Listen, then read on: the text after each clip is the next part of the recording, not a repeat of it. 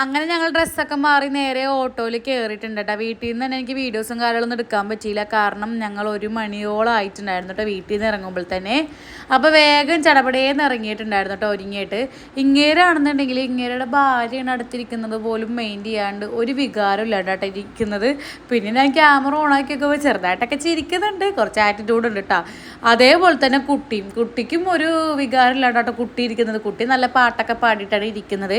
ഇതിൻ്റെ ഇടയിൽ ഞാൻ മാത്രമാണ് ഇങ്ങനെ വൈബ് തള്ളായിട്ടിരിക്കുന്നത്. ഇവരെന്താണല്ലോ ഇങ്ങനെ.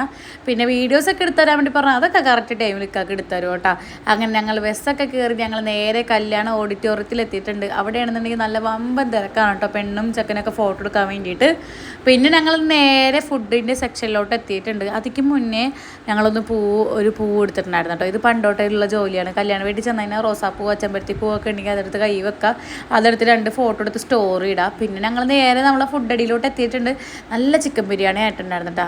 പിന്നെ ചെക്കനും പെണ്ണൊക്കെ പെണ്ണിൻ്റെ പാവാടയൊക്കെ പൊക്കി കൊടുക്കുന്നുണ്ട്. ചെക്കൻ വെരി ഫണ്ണി.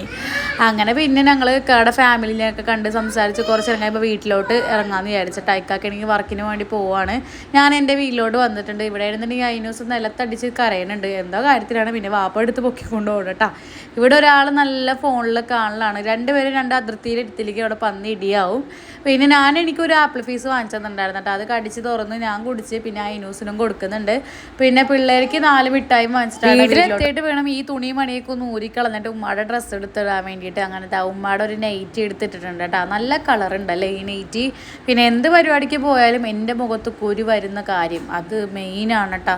എനിക്കാണെങ്കിൽ തീരെ ഇഷ്ടമില്ലാത്ത പരിപാടിയാണ്. കാരണം കല്യാണത്തിലൊക്കെ പോകുമ്പോൾ ഈ കുരുവും വെച്ച് പോകണ്ടേ.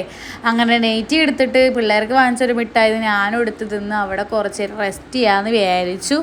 അപ്പോൾ അത്രയേ ഉള്ളൂ നമ്മളെ കുഞ്ഞു വീഡിയോ. നമ്മൾ വീഡിയോസ് പുതിയതായിട്ടായാലും കാണുന്നുണ്ടെങ്കിലും സബ്സ്ക്രൈബ് ചെയ്ത് സപ്പോർട്ട് ചെയ്യാൻ മറക്കരുത്. പുതിയ